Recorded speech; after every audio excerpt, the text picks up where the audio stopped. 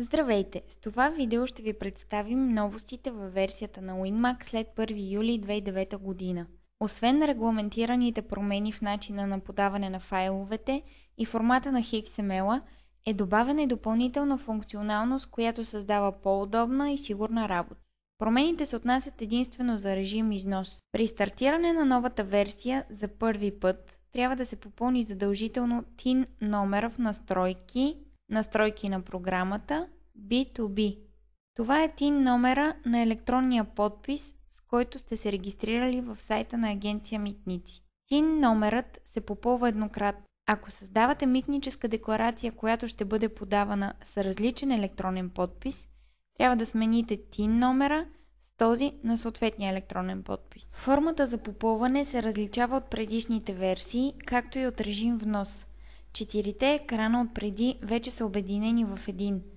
Другата новост е панелът в помощ, който се намира в дясната част на екрана. В него се изобразява подробна информация за всяка една клетка. Когато курсорът на мишката се намира в определена клетка, в панела помощ излизат правилата за попълване на тази клетка, нейният формат и евентуални грешки за дадения файл. Описани са и зависимостите между клетките.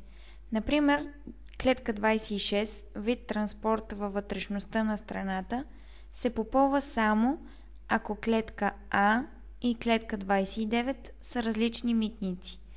Ако клетка 26 е попълнена, тогава клетка 18 е задължителна и кода на транспортното средство в нея трябва да започва с първите два знака на клетка 26. Ако при попълване на дадено поле се допусне грешка, тя се изобразява в панела помощ най-долу и полето се оцветява в различен цвят.